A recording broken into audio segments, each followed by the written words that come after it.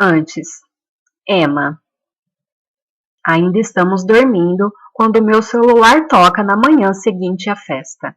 O telefone é novo, pois substituí o que foi roubado no assalto, e demora um tempo para acordar com um toque ao qual ainda não estou acostumada. Minha cabeça continua grogue por causa da noite anterior, mas mesmo assim percebo que a luz do quarto aumenta em perfeita sincronia com o toque do telefone. As janelas vão clareando gradualmente. Emma Matthews? Pergunta uma voz feminina. Sim, respondo, com a voz rouca desde a festa. É a sargento Whelan, diz ela, a policial que está cuidando do seu caso. Estou do lado de fora do seu apartamento com um colega. Estamos tocando a campainha. Podemos entrar? Eu me esqueci de dizer à polícia que íamos nos mudar. Não estamos mais neste endereço, digo. Estamos em Hendon, Forgate Street número 1. Espere, diz a sargento Ida. Ela deve ter aproximado o telefone do peito para falar com alguém, porque sua voz soa abafada. Estaremos aí em 20 minutos, Emma, diz ela pouco depois. Houve uma reviravolta importante no seu caso. Quando eles chegam, nós já tínhamos jogado fora a maior parte do lixo da festa. Há algumas manchas desagradáveis de vinho no chão de pedra, das quais terei que lidar mais tarde. E o estado da casa não é dos melhores. Mas mesmo assim, a sargento William parece impressionada. Bem diferente do seu apartamento anterior, comenta ela, olhando ao redor. Passei a noite tentando explicar as regras para nossos amigos, e não tenho mais nenhuma energia para fazer isso outra vez. Estamos pagando barato no aluguel, digo, para tomar conta do lugar. Você disse que tinha notícias, fala Simon impaciente. E então, vocês os pegaram? Acreditamos que sim, responde o policial mais velho. Ele já tinha se apresentado como detetive Clark. Sua voz é baixa e calma, e tem o corpo robusto e as bochechas coradas de um fazendeiro. Gosto dele de imediato. 2 homens foram presos na sexta-noite após cometerem um assalto muito semelhante ao que vocês sofreram, conta ele. Fomos a um endereço em Lewisham. Lá, recuperamos alguns itens que constavam como roubados em nosso banco de dados. Fantástico! Exclama Simon exultante. Ele olha para mim. Não é, Emma? Maravilhoso, digo. Há uma pausa. Como a possibilidade de haver um julgamento é grande, Emma, precisamos fazer algumas perguntas, diz a sargento Whelan. Talvez você prefira fazer isso em particular. Está tudo bem, diz Simon. Acho ótimo que vocês tenham pegado os desgraçados. Vamos ajudar como podemos, não é mesmo, Emma? A sargento continua me encarando. Emma? Você prefere fazer isso na presença de Simon? Colocado dessa forma, como dizer sim? De qualquer modo, não há nenhum lugar reservado em Forgate Street número 1. Todos os cômodos fluem de um para o outro, até mesmo o quarto e o banheiro. Pode ser aqui mesmo, digo. Vou ter que ir ao tribunal? Isso é, para depor? Os dois se entreolharam. Depende. Só se eles foram declarados culpados, diz a sargento Whelan. A gente espera que as provas sejam tão categóricas que não tenham como argumentar. Ela faz uma pausa, depois continua. Emma, recuperamos vários celulares no endereço que eu te falei. Identificamos que um é seu. Subitamente, tenho um péssimo pressentimento. Respire, digo a mim mesma.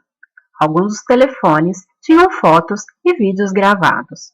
Prossegue a policial. Fotografias de mulheres em situações sexuais. Fico esperando. Sei o que está por vir. Porém, parece mais fácil não dizer nada e deixar as palavras se atropelarem como se não fossem reais.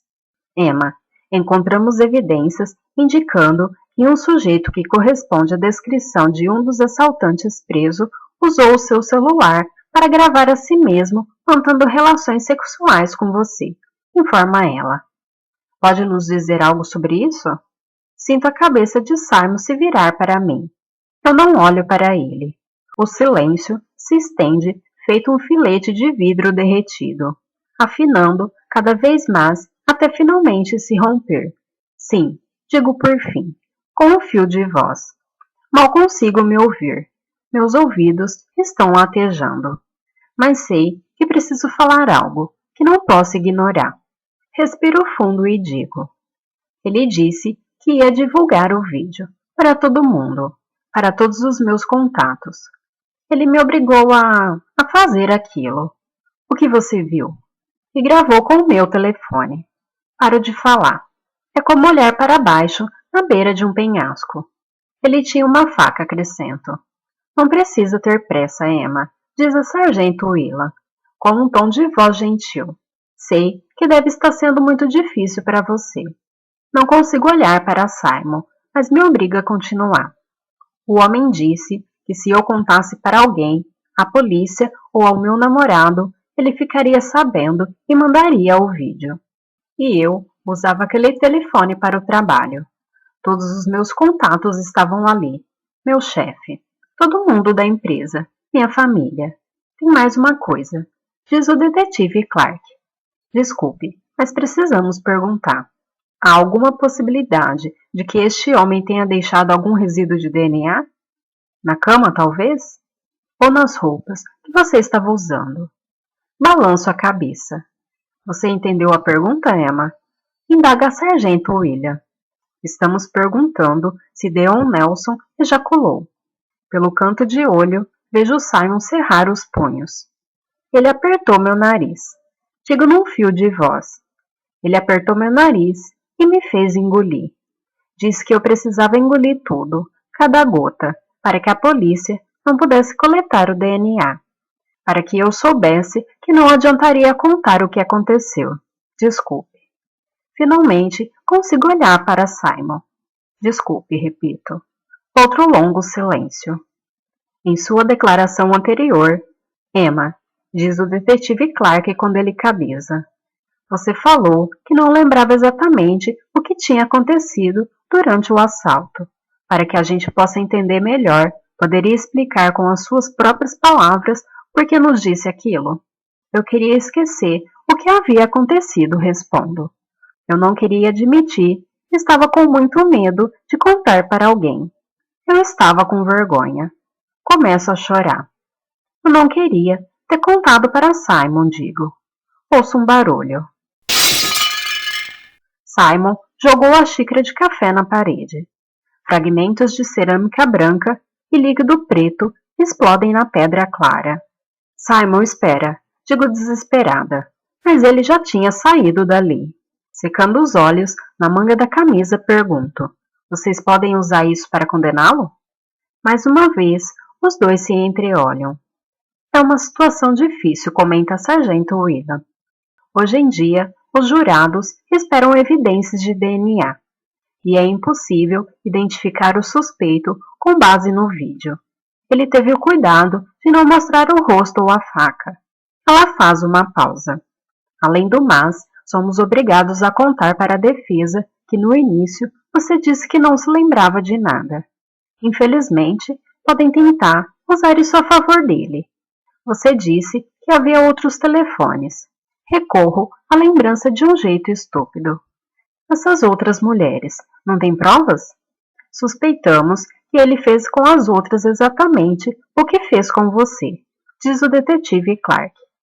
Com o tempo, os criminosos, especialmente os que praticam crimes sexuais, tendem a desenvolver um padrão. Eles repetem o que funciona e descartam o que não dá certo. Também ficam excitados com a repetição, transformando o que fazem num ritual.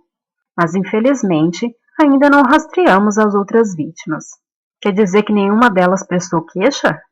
Exclamo, entendendo as implicações daquilo. A ameaça funcionou e elas ficaram quietas. Parece que não, diz o detetive Clark. Emma, eu entendo porque não contou a ninguém. Mas é importante que a gente tenha um relato exato do que aconteceu. Você iria à delegacia para retificar seu depoimento anterior? Concordo com tristeza. Ele pega o paletó. Agradeço pela honestidade, diz o detetive com gentileza. Sei como deve ser difícil, mas entenda que, de acordo com a lei, qualquer tipo de sexo sem consentimento, incluindo sexo oral, é considerado estupro. E vamos usar isso para acusar esse sujeito. Faz mais de 1 hora que Simon saiu. Eu me ocupo recolhendo os cacos da caneca quebrada e esfregando a parede para limpá-la. Como um quadro branco, penso. Mas o que está escrito aqui não pode ser apagado. Quando ele volta, observo atentamente seu rosto, tentando desvendar o seu humor. Seus olhos estão vermelhos e parece que ele andou chorando. Desculpe, digo com tristeza. Por que, Emma? Pergunta ele baixinho. Por que não me contou? Achei que você ia ficar bravo.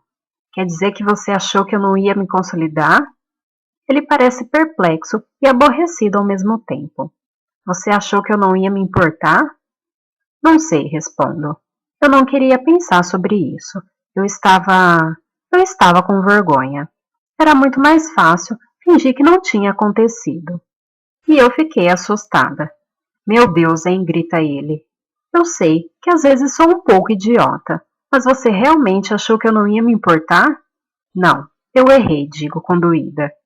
Não conseguia falar com você sobre isso, desculpa. É como o Monkford disse. No fundo, você me acha um idiota. O que Monkford tem a ver com isso? Ele aponta para o chão, para as belas paredes de pedra e para o dramático pé direito duplo. Por isso estamos aqui, não é? Porque eu não sou bom o bastante para você. Porque o nosso antigo apartamento não era bom o bastante. Não tem nada a ver com você, retruco, feito uma boba. E de qualquer modo, isso não é o que eu acho. De repente, ele balança a cabeça. E percebo que a sua raiva passou tão depressa quanto surgiu. Ele diz, se ao menos você tivesse me contado... A polícia acha que ele pode se safar, digo. Percebo que é uma boa hora para dar todas as más notícias de uma vez. O quê? Questiona ele. Não chegaram a dizer isso, mas como mudei o meu depoimento e nenhuma outra mulher deu queixa, acham que ele pode se safar. Falaram que talvez valha a pena continuar com o processo. Ah não, diz ele, cerrando os punhos e batendo na mesa de pedra. Prometo, Emma, se esse desgraçado for absolvido, eu mesmo vou matá-lo. E agora eu sei o nome dele, Theon Nelson. Agora, Jenny. Quando meus amigos vão embora, eu me aproximo do laptop e digito Forgate Street número 1. Acrescento morte e, por fim, Emma. Nenhum resultado. Mas já aprendi que a governanta não funciona exatamente como o Google. Então, o Google exibe milhares, ou até milhões de resultados. A governanta prefere exibir uma combinação perfeita e nada mais. De modo geral, é um alívio não ser bombardeado com tantas alternativas. Mas não é tão bom quando você não sabe ao certo o que está procurando. O dia seguinte é segunda-feira, um dos dias em que trabalho na Steel Hope.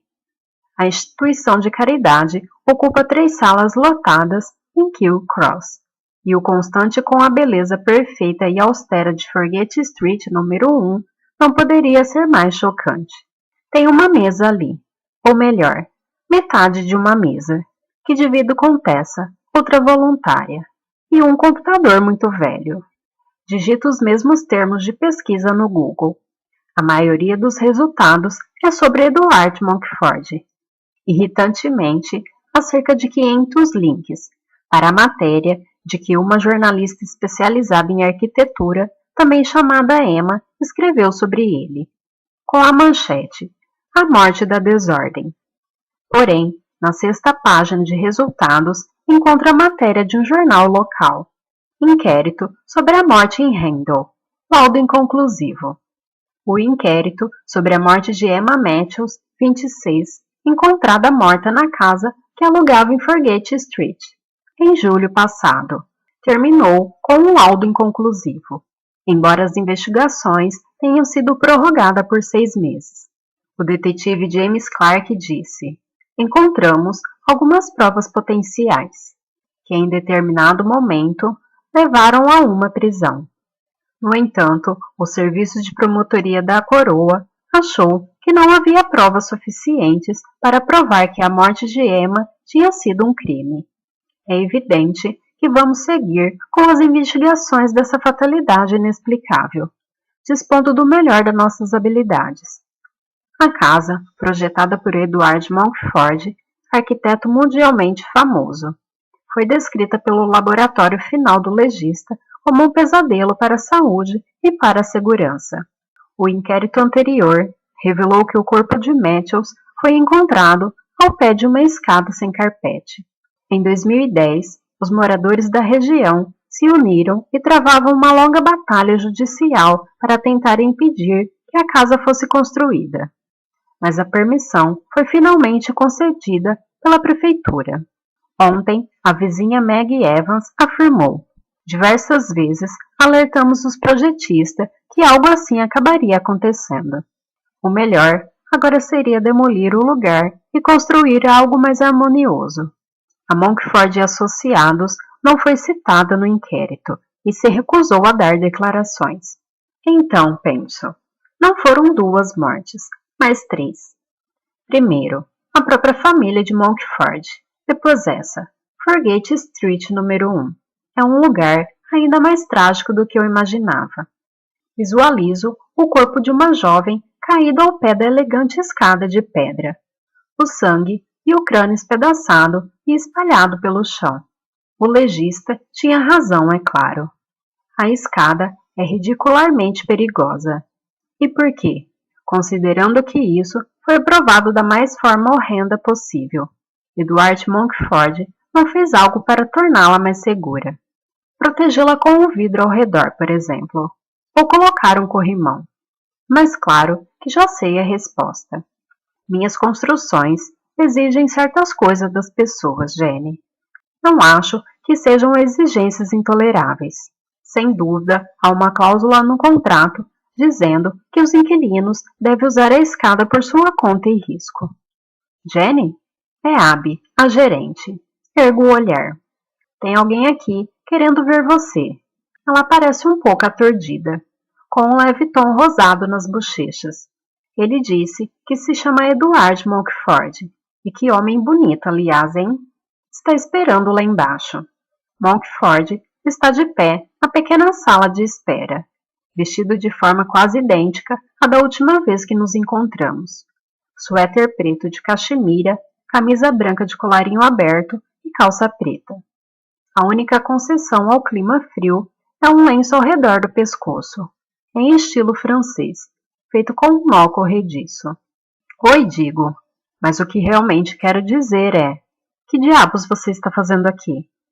Ele está observando os cartazes da Steel Hope nas paredes e se vira para mim assim que ouve a minha voz. Agora faz sentido, murmura. O quê? Ele aponta para um dos cartazes. Você também perdeu um filho. Dou de ombros. Perdi sim. Ele não diz sinto muito, ou qualquer um dos clichês que as pessoas usam quando não sabe o que dizer. Apenas balança a cabeça.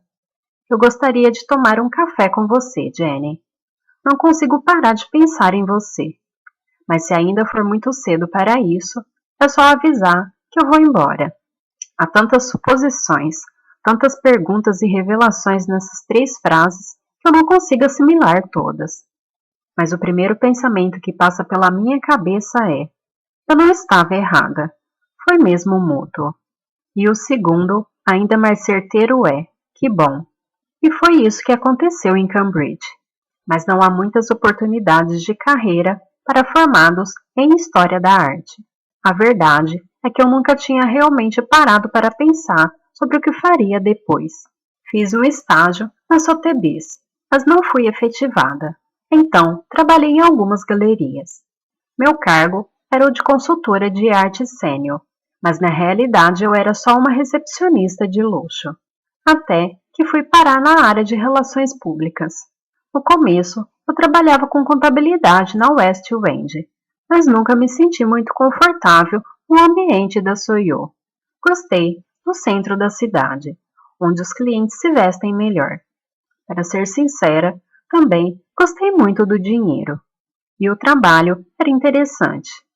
Nossos clientes eram grandes instituições financeiras que precisavam de relações públicas para manter o nome da empresa longe dos jornais, não o contrário. Estou falando sem parar, não é? Edward Monkford sorriu e balançou a cabeça. Gosto de ouvir você. E você? Pergunto. Sempre quis ser arquiteto? Ele encolhe os ombros magros. Passei algum tempo trabalhando na empresa da família, uma gráfica. Mas eu odiava. Um amigo do meu pai estava construindo uma casa de férias na Escócia e eu não se entendia com o arquiteto. Eu o convenci a me deixar fazer o trabalho pelo mesmo orçamento. Aprendi, botando a mão na massa. Nós vamos para a cama? A mudança de assunto é tão abrupta que fico boquiaberta. As relações humanas, assim como as vidas humanas, costumam acumular coisas desnecessárias. Continua ele baixinho.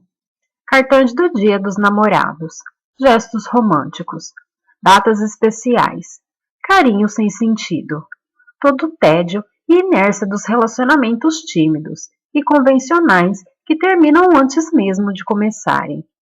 Mas e se nós nos desapegarmos de tudo isso? Há certa pureza em um relacionamento desimpedido, uma sensação de simplicidade e liberdade. Acho emocionante que duas pessoas se encontrem sem outro objetivo, senão viver o presente. E quando desejo alguma coisa, corro atrás. Mas quero deixar muito claro o que eu estou sugerindo. Percebo que ele está se referindo a sexo sem compromisso. Tenho certeza de que era o que muitos dos homens que me convidaram para sair no passado queriam, em vez de romance. Inclusive o pai de Isabel. Mas poucos tiveram coragem de dizer isso com tanta naturalidade. Embora uma parte de mim esteja decepcionada, eu gosto de um gesto romântico e ocasional. A outra parte está intrigada. Que cama você tem em mente, retruco? A resposta, é claro, é a cama de Forgate Street número 1. Por mais que meu relacionamento com Edward Monkford me faça acreditar que ele seja um amante pouco generoso ou reticente, será que um minimalista precisa dobrar as calças antes de transar? Será que alguém que detesta móveis macios e almofadas estampadas também detesta fluidos corporais ou sinais de paixão? Fico agradavelmente surpresa ao constatar que a realidade é bem diferente. Tenho a mesma impressão ao perceber que sua referência a uma relação desimpedida não é um eufemismo para um relacionamento delicado exclusivamente ao prazer do homem. Na cama, Eduardo é atencioso, generoso, sem a menor tendência à concisão. Só depois que meus sentidos estão enevoados pelo orgasmo é que ele finalmente se permite a gozar, apressando e depois contendo o movimento do quadril enquanto estremece dentro de mim, repetindo diversas vezes meu nome em voz alta. Jenny, Jenny. Quase como se estivesse tentando memorizá-lo. Penso mais tarde. Depois, quando estamos deitados lado a lado, eu me lembro da matéria que li mais cedo. Um homem tem deixado flores na minha porta. Ele disse que eram para uma mulher chamada Emma, que morreu. Teve algo a ver com a escada, não foi? Sua mão, que preguiçosamente acariciava minhas costas de cima para baixo, não para de se mover. É verdade. Ele está sendo importuno? Nem tanto, mas se perdeu alguém que amava. Edward Monkford fica em silêncio por um instante. Ele me culpa. Ele está convencido que, de algum modo, a casa foi responsável. Mas a necrópsia comprovou que ela havia bebido. E o chuveiro estava ligado quando a encontraram. Ela deve ter descido correndo a escada com os pés molhados. Franzo a testa. Correr me parece algo improvável para ser feito na tranquilidade desta casa. Fugindo de alguém, você quer dizer? Ele dá de ombros. Ou correndo para abrir a porta. A matéria que eu li dizia que a polícia prendeu uma pessoa, mas não revela a quem. E quem quer que tenha sido, tiveram que libertá-lo. É mesmo? Seus olhos claros são inescrutáveis. Não lembro de todos os detalhes. Na época, eu estava viajando a trabalho, e ele me falou que alguém, um homem, envenenou a mente dela. Eduardo olha para o relógio de pulso e se senta. Desculpe, Jenny. Eu tinha me esquecido completamente. Preciso fazer uma inspeção num canteiro de obras. Não dá tempo de comer nem alguma coisa? Pergunto, decepcionada por ele ter que ir embora tão cedo. Eduardo nega com a cabeça. Obrigado, mas eu estou atrasado. Depois te ligo. Ele já está pegando as roupas. Questão número 4. Não tenho tempo para pessoas que não se esforçam para aperfeiçoar a si mesma. A. Concordo. B. Discordo. Antes. Emma. O fato, diz Braia com agressividade, é que não podemos traçar uma missão até decidirmos quais são nossos valores. Ele olha ao redor da sala de reunião, como se desafiasse alguém a discordar. Estamos na sala 7B, uma caixa de paredes de vidro idêntica à 7A e à 7C. Alguém escreveu o objetivo da reunião em um quadro de avisos. Elaboração da missão da empresa. Páginas rasgadas de uma reunião anterior ainda estão grudadas no vidro. Uma diz: resposta em 24 horas? Capacidade de armazenamento de energia? Parece muito mais emocionante do que nossa tarefa atual. Faz mais de um ano que venho tomando providências a fim de mudar para o departamento de marketing. Contudo, suspeito que atualmente a minha presença neste lugar tenha mais a ver com o fato de que sou amiga da Amanda, e portanto de Silo, do que com o desejo de Braia que eu esteja presente. Silo tem grande influência no setor financeiro. Tento assentir energicamente toda vez que Braia olha na minha direção. Por algum motivo, eu achava que marketing seria mais glamouroso do que isso. Alguém pode fazer o papel de secretária? Pergunta Leona, olhando para mim. Aproveito a deixa e fico ao lado do quadro de avisos, com o Pilot em uma das mãos, bancando a garota nova e ansiosa. No topo da página, escrevo valores. Energia, sugere alguém. Obediente, eu anoto. Positividade, diz outra pessoa. Mas outras vozes se intrometem. Assistência, dinamismo e confiabilidade. Charles diz: Emma, você não escreveu dinamismo. Dinamismo foi a sugestão dele. Não é o mesmo que energia? Pergunto. Braia franze a testa. De qualquer forma, escrevo dinamismo. Acho que devemos nos perguntar qual é exatamente o maior propósito da Flower. Fala Leona, olhando ao redor, cheia de si. E qual é a contribuição original que a Flower pode oferecer às pessoas? Há um longo silêncio. Fornecimento de garrafas d'água, sugiro. Digo isso porque o negócio da Flower é fornecer garrafões de água que são colocados nos bebedouros dos escritórios. Braia franze o senho, outra vez, e decido ficar calada. Água é essencial. Água é vida, diz Charles. Escreva isso, Emma. Obedeço com humildade. Li em algum lugar, acrescenta Leona, que somos feitos sobretudo de água. Então, a água é literalmente grande parte de nós. Hidratação, diz Braia pensativo. Várias pessoas assentem, inclusive eu. A porta se abre e Silo enfia a cabeça para dentro da sala. Ah, os gênios criativos do marketing trabalhando pesado, diz ele em tom alegre. Como estão indo? Braia resmunga. Na tarefa infernal de redigir a missão, responde ele. Silo olha para o quadro. É bem simples, não? Poupar as pessoas do incômodo de abrir uma torneira e cobrar um preço altíssimo por isso. Qual é? Retruca Braia rindo. Você não está ajudando. Está tudo bem, Emma? Pergunta Silo com um tom animado de voz. Ele pisca para mim. Vejo a cabeça de Leona se virar para a minha direção. Aposto que ela não sabia que eu tinha um amigo no setor administrativo. Escrevo principalmente água e hidratação. Quando a reunião enfim termina, ao que parece, a missão da Flower e seus maiores propósitos é promover mais encontros no bebedouro. Todos os dias e em todos os lugares. Uma visão adequadamente brilhante e criativa, com a qual todos ali concordam. Volto para a minha mesa e espero o escritório esvaziar, durante o horário de almoço, antes de discar um número. Monkford Associados, diz uma voz feminina e educada. Eduardo Monkford, por favor. Silêncio. A Monkford Associados não usa música gravada. Depois. Aqui é Edward. Sr. Monkford, é Emma, da Forgate Street número 1. Pode me chamar de Edward. Edward, preciso fazer uma pergunta sobre o nosso contrato.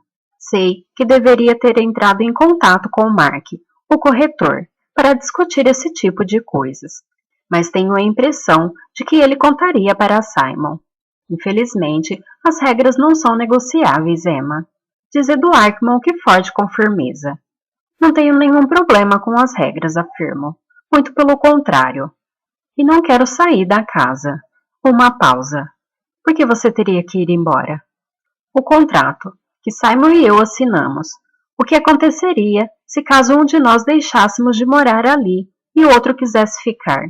Você e Simon não estão mais juntos? Sinto muito, Emma. No momento é uma questão hipotética. Eu só queria saber o que aconteceria. Minha cabeça está latejando. Só o pensamento de abandonar Simon me dá uma sensação estranha, feito uma vertigem. Será que foi o assalto que causou isso? Ou minhas conversas com Carol? Ou será que foi a própria casa, com aqueles espaços vazios poderosos, onde subitamente todas as coisas ficariam bem mais claras? Edward Monkford reflete. Tecnicamente, diz ele, você estaria violando o contrato. Mas imagino que possa assinar um acordo de alteração afirmando que assume todas as responsabilidades. Qualquer advogado competente é capaz de redigir um acordo desses em 10 minutos. Você ainda conseguiria pagar o aluguel? Não sei. Respondo com sinceridade. Forgate Street número 1 pode ser absurdamente barata para um lugar tão incrível. Porém, ainda é mais do que eu posso pagar com o meu pequeno salário. Bem, tenho certeza de que podemos chegar a um acordo. É muita gentileza sua, digo. Então, me sinto ainda mais desleal, porque se Simon estivesse ouvindo a conversa, diria que eu liguei para Edward Monkford e não para o corretor, porque esperava conseguir exatamente este resultado. Simon volta para casa cerca de 1 hora depois de mim. O que é tudo isso? Pergunta ele. Estou cozinhando, digo, sorrindo para ele. Seu prato favorito? Bife Wellington. Uau, diz ele espantado, olhando de um lado para o outro da cozinha. É verdade que está uma bagunça, mas ao menos dá para ele ver o esforço que eu fiz. Quanto tempo levou? Indaga ele. Fiz as compras na hora do almoço e saí do trabalho a tempo de preparar tudo, conta orgulhosa. Eu me senti péssima assim que desliguei o telefone, após falar com Edward Monkford. No que eu estava pensando? Simon tem se esforçado tanto, e eu realmente ando me comportando como um monstro nas últimas semanas. Decidi que faria as pazes com ele, começando ainda esta noite. Tem vinho também, digo. Os olhos dele se arregalam quando percebe que já tomei 1/3 da garrafa, mas não comenta nada. Ah, e azeitonas, batata frita e vários petiscos, acrescento. Vou tomar um banho, avisa ele. Quando volta, de banho tomado e com outra roupa, a carne já está no forno, e eu já me sinto um pouco bêbada. Ele me entrega um embrulho. Eu sei que é só amanhã, querida, diz ele, mas quero lhe dar isso agora. Feliz aniversário, Emma. Pelo formato do embrulho, percebo que é um bule de chá. Mas só ao abrir o pacote, percebo que não é um bule qualquer, e sim uma peça de arte déco, em forma de pena de pavão, como algo tirado de um transatlântico da década de 1930. Suspiro. É maravilhoso, digo. Encontrei na internet, conta ele orgulhoso. Você reconheceu? É o mesmo que Audrey Hepburn usa em Bonequinha de Luxo, seu filme favorito. Encomendei em uma loja de antiguidades nos Estados Unidos. Você é incrível, digo. Coloco o presente na bancada e me sento em seu colo. Eu te amo, murmuro mordiscando a orelha dele. Faz muito tempo que não digo isso. Nenhum de nós tem dito, aliás. Escorrego a mão por entre as coxas dele. O que deu em você? Pergunta Simon impressionado. Nada, respondo. Talvez eu devesse dar para você e descobrir. Eu me remexo em seu colo e sinto que ele está começando a ficar duro. Você tem sido tão paciente, sussurra em seu ouvido. Deslizo para baixo até ficar de joelhos entre suas pernas. Eu estava planejando fazer isso mais tarde, depois do jantar, mas não há momento melhor do que este. Afinal, o vinho está ajudando. Abaixo o zíper dele e tiro o pênis da calça. Olhando para cima, abro o que espero ser um sorriso sacana e convidativo. Em seguida, envolvo a glande com os lábios. Por cerca de uns 20 minutos, Simon permite, mas sinto que ele está ficando mais mole, em vez de mais duro. Redobro o esforço, mas isso só piora as coisas. Quando olho outra vez, percebo que seus olhos estão bem fechados e os punhos cerrados, como se ele estivesse se esforçando desesperadamente para conseguir uma ereção. Um murmúrio parece encorajá-lo. Ao ouvir o som da minha voz, seus olhos se abrem e ele me afasta. Meu Deus, Emma. Ele se levanta, colocando o pênis de volta na calça. Meu Deus, repete ele. O que houve? Exclamo entorpecida. Ele me encara e exibe uma expressão estranha. Leon Nelson diz. O que tem ele? Como você pode fazer comigo o que fez com aquele desgraçado? É a minha vez de encará-lo. Não seja ridículo, digo. Você deixou que ele gozasse na sua boca, retruca Simon. Estremeço como se tivesse levado um tapa. Eu não deixei. Ele me obrigou. Como você pode dizer uma coisa dessas? Como você se atreve? Meu humor muda novamente, passando de euforia ao sofrimento. Deveríamos comer, sugiro, me levantando. Espere, pede ele. Preciso contar uma coisa. Simon parece tão triste que penso. Pronto, ele vai terminar comigo. A polícia me procurou hoje, avisa ele, por causa de uma discrepância no meu depoimento. Como assim discrepância? Ele se aproxima da janela. Já escureceu, mas ele olha para fora como se pudesse enxergar alguma coisa. Depois do assalto, diz ele, dei um depoimento para a polícia. Eu disse para eles que eu estava num bar. Eu sei, digo. Em Portland, não é? Acontece que não era em Portland, diz. Eles verificaram. Lá não tem licença para funcionar até mais tarde. Por isso, conferiram o histórico do meu cartão de crédito. Parece muito trabalhoso só para descobrir em que bar Simon estava. Por que? Pergunto. Disseram que se não checasse, a advogada de Nelson poderia alegar que eles não estavam fazendo seu trabalho. Simon faz uma pausa. Eu não estava em um bar naquela noite, Emma. Eu estava em uma boate. Uma boate de striptease. Então, quer dizer, pronuncio as palavras devagar. Que enquanto eu estava sendo estuprada por aquele monstro, você estava vendo mulheres nuas? Estávamos em grupo, Emma, Silo e alguns caras. Não foi ideia minha. Eu nem gostei daquilo. Quanto você gostou? Ele parece confuso. O que isso tem a ver? Quanto você gastou? Grito. Minha voz ecoa pelas paredes de pedra. Até o momento, eu não havia percebido que havia um eco em Forgate Street número 1. É como se a casa estivesse do meu lado e gritasse com ele também. Simon suspira. Não sei. 300 libras. Meu Deus, digo. A polícia acha que tudo isso vai vir à tona no tribunal, comenta ele. Finalmente, minha ficha cai. Não é só o fato de Simon ser capaz de gastar dinheiro que não tem para ver mulheres nuas que não pode comer só porque os amigos o arrastaram até lá. Não é só o fato de ele achar que, de algum modo, estou maculada por causa do que aquele homem fez comigo. Mas é o que isso pode significar para o caso contra Deon Nelson. A defesa vai alegar que nosso relacionamento é complicado, que mentimos um para o outro, assim como para a polícia. Vão dizer que consenti naquela noite, e por isso não relatei o estupro. Tento me aproximar da pia, mas não consigo conter o enjoo. Todo aquele vinho tinto, as azeitonas pretas e o petisco para nossa noite especial. E uma torrente de vômito quente e amarga sai pela minha boca. Deu fora daqui. Digo assim que termino. Ande logo. Pega suas coisas e vai embora. Passei a vida inteira feito uma sonâmbula, deixando esse homem fraco e idiota fingir que me ama. Está na hora de acabar com isso. Vai embora, insisto. Emma, suplica Simon. Emma, ouça o que você está dizendo. Essa não é você. Só está falando isso por causa de tudo que aconteceu. Nós nos amamos. Vamos superar isso. Não diga algo que vai se arrepender amanhã. Não vou me arrepender amanhã, afirmo. Nunca vou me arrepender. Acabou, Simon. Já faz muito tempo que não está dando certo. Não quero mais ficar com você.